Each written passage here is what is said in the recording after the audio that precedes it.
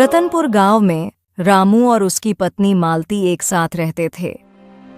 रामू पेशे से एक लकड़हारा था, पर उसके स्वभाव में बहुत लालच था। वह हमेशा इसी फिराक में रहता। रतनपुर गांव में रामू और उसकी पत्नी मालती एक साथ रहते थे। रामू पेशे से एक लकड़हारा था, पर उसके स्वभाव में बहुत लालच था। वह हमेशा इसी फिराक में रहता कि कौन सा तिकड़म लगाए जिससे ढेर सारा धन मिल जाए। एक दिन रामू जंगल में लकड़ियां काटने के लिए निकला। थोड़ी दूर चलने पर उसे अपने पड़ोसी भोला से सामना हुआ, जो बकरियों के झुंड के साथ लौट रहा था। अरे भोला, इतनी सुबह सुबह कहाँ से आ रहे हो भाई? कहाँ कहाँ? और ये तुम्हारे साथ बकरियां? ये किसकी बकरियां हैं? क्यों? मुझे लगता है कि तुम्हें भी अपने मायके से कुछ मांगना चाहिए। अरे आखिर कब तक हम ऐसे ही जंगल में लकड़ियां काटते रहेंगे? अरे 2-4 बकरियां अगर हमें भी मिल जाएं, तो उसके दूध से हम भी अपना व्यापार शुरू कर सकते हैं। बोलो। नहीं जी, हम ऐसा नहीं करेंगे। उनकी स्थिति भी कुछ हमसे ज्यादा अच्छी नहीं है। वे पहले ही तंगी में हैं। उनके पास हमें देने के लिए है ही क्या जो हम उन्हें ये बकरियां ससुराल वालों ने दहेज में दी हैं। हाँ भाई, ये मुझे दहेज में मिली है। अरे तुम काहे इतना झटका रहे हो हैं? दहेज का नाम सुन रामू के मन में भी लालच आ जाता है और वह अपनी कुल्हाड़ी लिए वापस घर आता है। मालती, सुना तुमने? अरे भोला को ससुराल वालों ने दहेज में बकरियां दी हैं। अरे क्या बात कर रहे हो भैया रामू? अरे ये बकरियां मेरे साथ हैं तो और किसकी होंगी? मेरी ही होंगी ना। अरे वाह वाह वाह वाह, क्या बात है। गजब तरक्की कर रहे हो भाई। क्यों, कोई लॉटरी वॉटरी लग गई है क्या? अरे भैया रामू, कोई लॉटरी वॉटरी नहीं लगी है। अरे ये बकरियां तो मुझे ससुराल वालों ने दहेज में दी हैं। और क्या? क्या क्या बात कर रहे हो भाई? तुमसे मांगे? अरे उनकी स्थिति खराब है तो हम क्या करें? वैसे भी उन लोगों ने हमें दिया ही क्या है जो आज दे देंगे।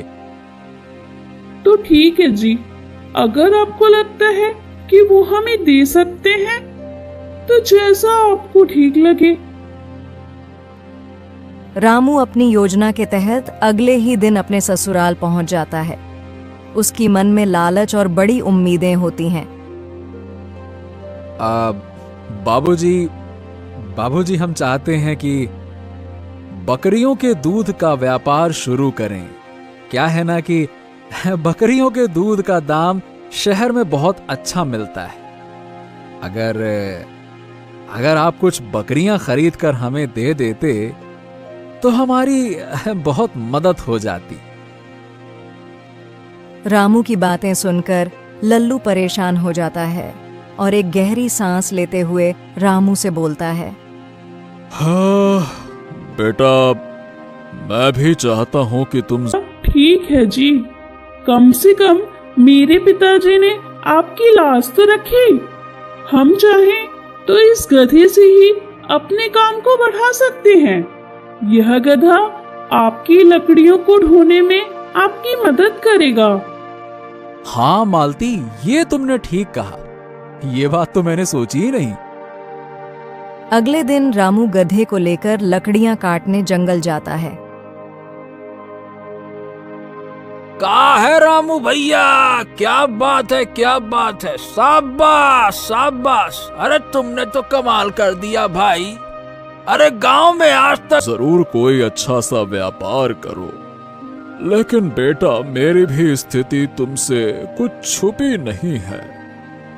बेटा, मेरी सामर्थ्य उतनी नहीं है कि मैं तुम्हें बकरियां खरीद कर दे सकूं। मेरे पास कुछ देने को है तो वो एक गधा है और वो भी बूढ़ा हो चुका है। अगर उससे तुम्हारी कुछ मदद हो जाए तो उसे ले जाओ बेटा। गधा? ये गधा मेरे किस काम का? अरे बाबूजी, मैं आपके यहाँ बकरियां लेने के लिए आया था, पर आपने तो हमें गधा पकड़ा दिया। खैर कोई बात नहीं, जो दे रहे हैं वो तो दीजिए। जब आपने गधा दे ही दिया है तो ले जाता हूं इसे। रामू गधे को लेकर घर लौट आता है। उसे बकरियों की उम्मीद थी, पर अब उसके पास एक बूढ़ा गधा होता है।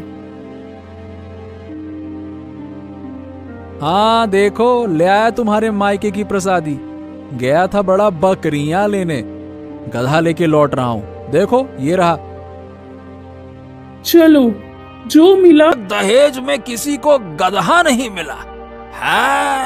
अरे तुम्हें तो ससुराल वालों ने गधा ही दे दिया। क्या बात है, जबरदस्त। अरे नहीं परशुराम, ऐसी बात नहीं है। मैंने उनसे कुछ मांगा ही नहीं, बस उन्होंने देखा कि ये मेरे काम आ सकता है तो दे दिया। इसमें दहेज की बात कहां से आ गई? अच्छा, क्या बात है भाई। और एक हमारे ससुराल वाले हैं, अरे दहेज में एक लकड़ियां लादता रहा और गधे की चीख पुकार का उसे जरा भी प्रभाव नहीं पड़ता। समय बीतता है। एक दिन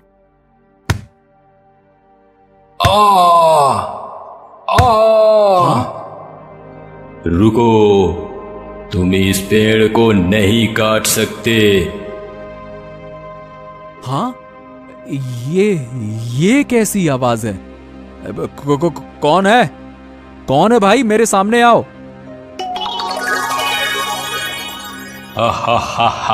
बिल्ली भी नहीं दिया।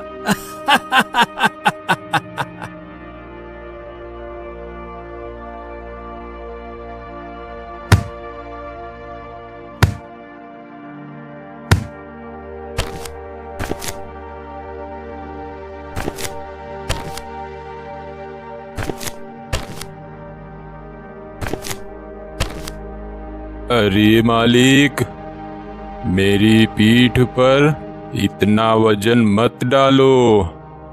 मैं बूढ़ा हो चुका हूँ, ज्यादा वजन नहीं उठा सकता। क्यों बे गधे? मैं तुम्हें यहाँ बैठकर खिलाने के लिए नहीं लाया हूँ। काम तो तुम्हें करना ही होगा। ऐसा मत करो हुजूर, मेरी उम्र का थोड़ा तो ख्याल कर लो। अब मुझ में इतनी सारी लकड़ियां उठाने की ताकत नहीं बची है। तो मैं क्या करूं? तेरी लकड़ियां अपने सर पर रख लूं? रामू के मन में धन कमाने की लालसा इतनी बढ़ गई थी कि वह गधे की हालत पर भी ध्यान नहीं देता। दिन ब दिन वह गधे पर भारी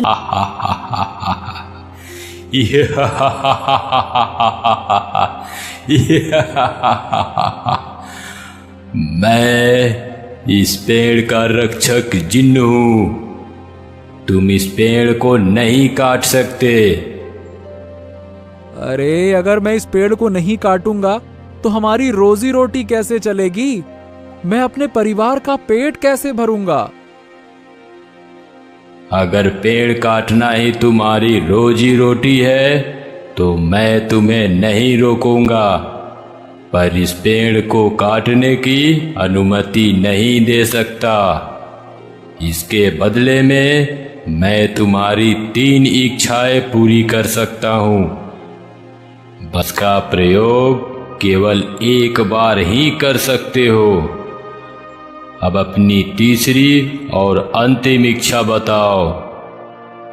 हाँ, तो मेरी तीसरी इच्छा क्या मांगू? जिन, मुझे अभी तीसरी इच्छा के बारे में सोचने का समय चाहिए। मैं इसे बाद में मांगूंगा, ठीक है? जैसी तुम्हारी इच्छा। इतना बोल जिन्न गायब हो गया। बताओ, क्या चाहते हो? कहीं ये वही वाला जिन्न तो नहीं है जिसकी कहानियां मैंने बचपन में सुनी थी? अगर ये सच है तो आज मेरी किस्मत बदलने वाली है। धनवान होने का इससे अच्छा मौका नहीं मिल सकता। अब अच्छा, क्या तुम सच में मेरी 3 इच्छाएं पूरी कर सकते हो? हाँ, बताओ, तुम अपनी पहली इच्छा बताओ। हाँ, तो मेरी पहली इच्छा ये है कि मेरा पूरा घर सोने में बदल जाए।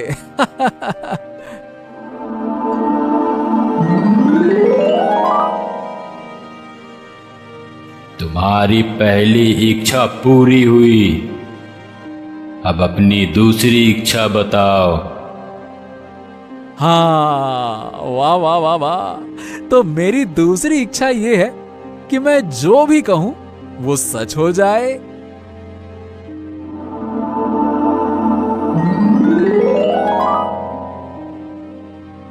तुम्हारी ये इच्छा भी पूरी हुई, लेकिन ध्यान रहे अरे वाह भाई वाह भाई वाह भाई वाह, आज तो मैं धनवान हो गया। वाह भाई वाह भाई वाह भाई वाह, आज तो मैं धनवान हो गया।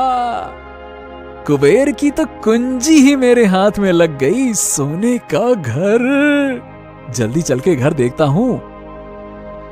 अरे वाह वाह वाह वाह वाह वाह वाह, अरे ये तो सचमुच मेरा घर सोने में बदल गया।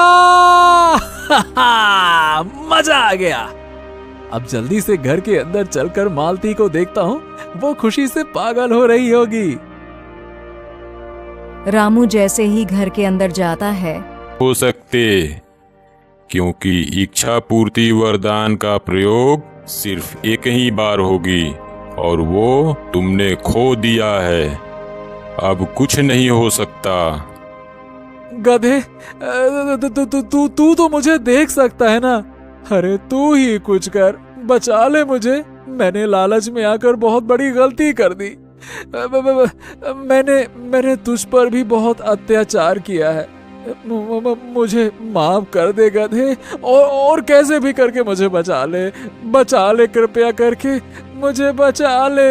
अपने मालिक। वह देखता है कि घर का सारा सामान सोने में बदल चुका होता है और उसकी पत्नी भी सोने की मूर्ति में बदली हुई मिलती है।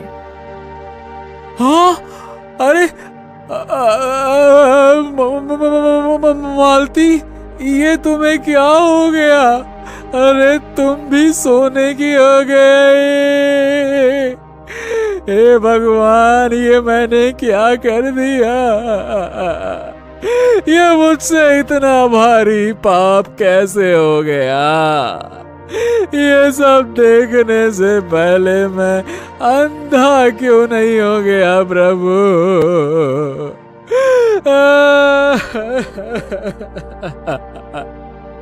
अब क्या था? रामू को ऐसा बोलते ही उसी पल उसकी आंखों की रोशनी चली जाती है। ये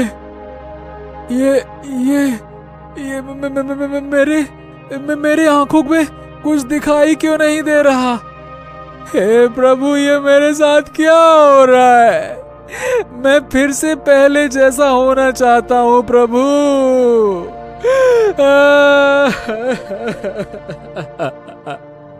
नहीं मालिक, अब तुम पहले जैसे नहीं हो। के लिए इतना नहीं कर सकता।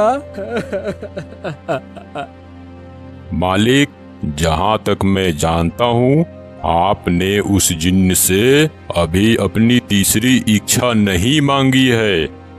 अपनी इस तीसरी इच्छा से आप ठीक हो सकते हो। हाँ, वो तो ठीक है, लेकिन अब मैं अंधा हूँ और जिन्न तक कैसे पहुँचूंगा? कोई बात नहीं मालिक, आप मेरे पीठ पर बैठ जाइए, मैं आपको वहां तक ले चलता हूँ। गधे की बात सुन रामू गधे के पीठ पर बैठ जाता है। धीरे धीरे गधा उसे उस रहस्यमयी पेड़ तक ले जाता है। हे जिन, मुझसे बहुत बड़ी गलती हो गई। मैंने लालच में आकर अपने ही पैर पर कुल्हाड़ी मार ली। कृपया मेरी तीसरी इच्छा पूरी करके मुझे इस श्राप से मुक्त करो। रामू, देख लिया अपने लोभ का परिणाम। ज्यादा लालच में तुमने अपनी तीनों इच्छाएं खो दी। जाओ, तुम्हारी तीसरी इच्छा भी पूरी हुई। अब सब कुछ तुम्हें पहले जैसे वापस मिल जाएगी।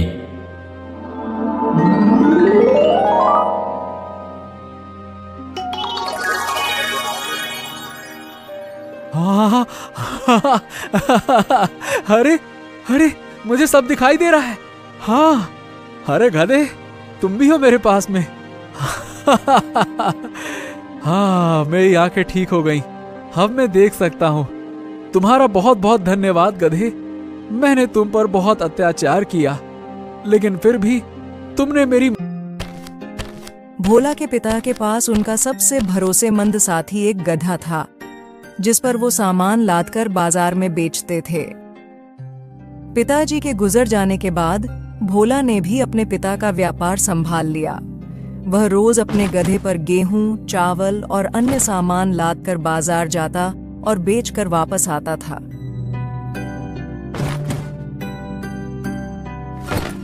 अरे सुलेखा, मैं बाजार जा रहा हूँ, मुझे आने में देर होगी।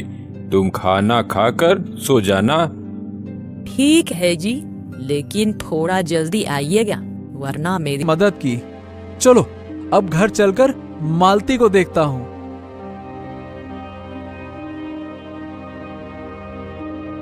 रामू जब घर पहुंचा तो देखा कि सब कुछ बिल्कुल पहले की तरह हो गया है और उसकी पत्नी मालती सही सलामत घर के दरवाजे पर रामू के आने का इंतजार कर रही होती है। मालती, तुम ठीक हो? हाँ, मेरी जान में जान आई। हाँ, मैं बिल्कुल ठीक हूँ, पर तुम ऐसा क्यों पूछ रहे हो? अरे कुछ नहीं मालती, बस मेरी आंखें खुल गईं, ये समझ लो। जो कुछ हुआ मैं उसे एक भयानक सपना समझ के भूल गया। अच्छा, मुझे माफ कर दो मालती, मुझे सबक मिल गया। मेरे पास जो है वो बहुत अनमोल है। अब से मैं कभी लालच नहीं करूंगा। इस तरह रामू ने लालच के चक्कर में पड़ी कठिनाइयों से सबक सीखा और उसने समझा कि सच्चा सुख केवल संतोष में ही है।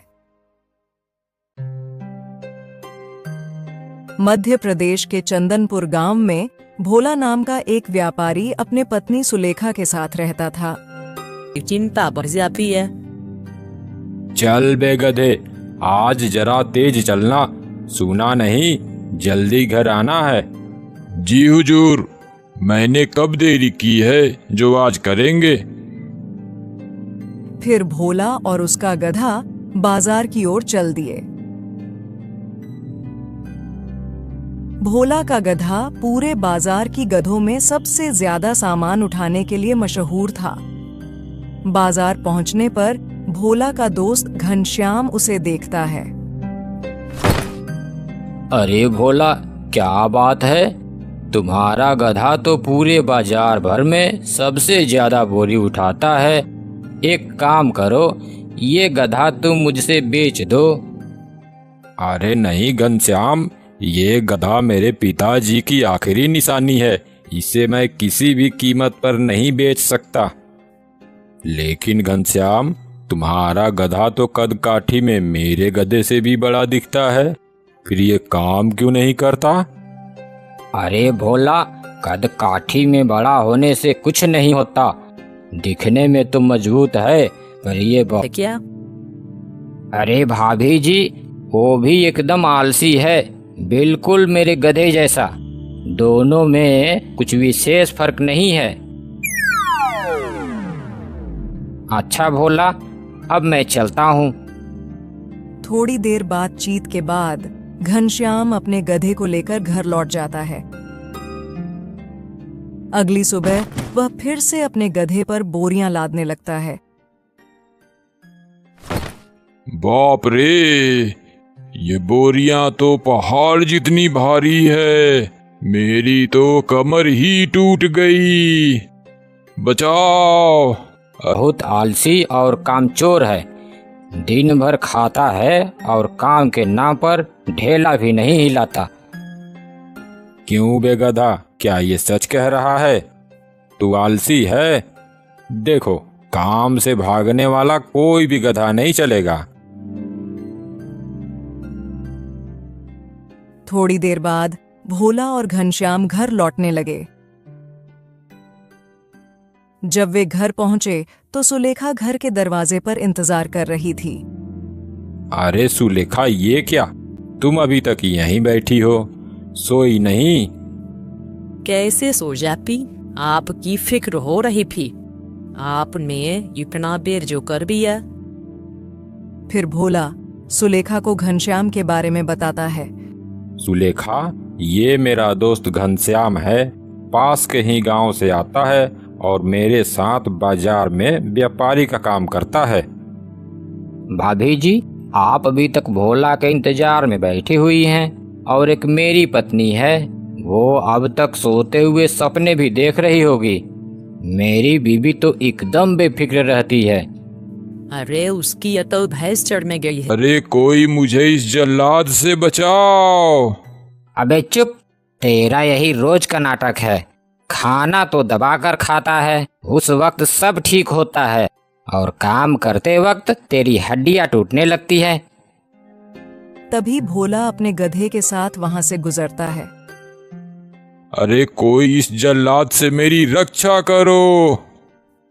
घनश्याम, लगता है आज तेरा गधा बीमार है। चल, अपनी बोरियां मेरे गधे पर रख दे, आज इसे आराम करने दे।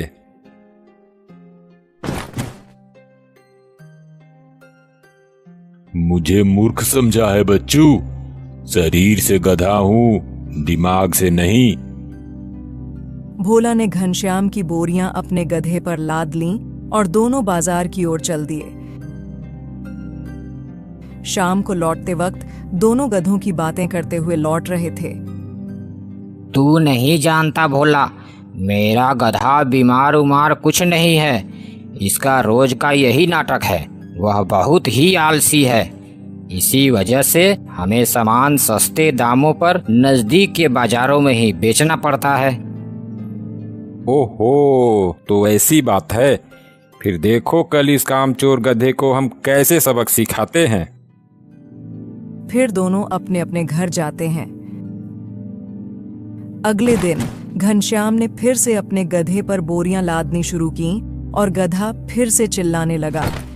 अरे मर गया रे, कोई बचाओ मुझे, मेरी हड्डियां टूट गई। तभी भोला फिर वहां से गुजर रहा होता है। भोला की बात मानी और गधे को बोरियों समेत वहीं खड़ा छोड़ दिया। गधे ने थोड़ी देर इधर उधर देखा, लेकिन जब किसी ने बोरियां हटाने की कोशिश नहीं की तो उसे समझ में आ गया कि अब कोई उसकी मदद नहीं करेगा। धीरे धीरे वह बोरियों को लेकर चलने लगा।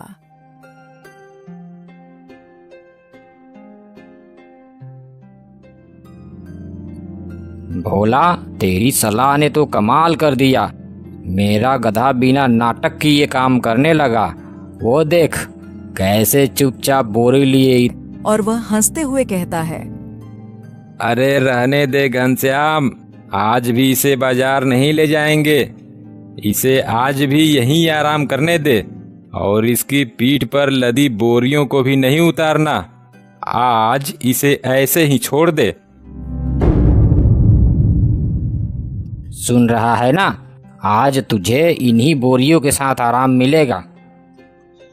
अरे नहीं नहीं, ऐसा मत करो, मैं मर जाऊंगा।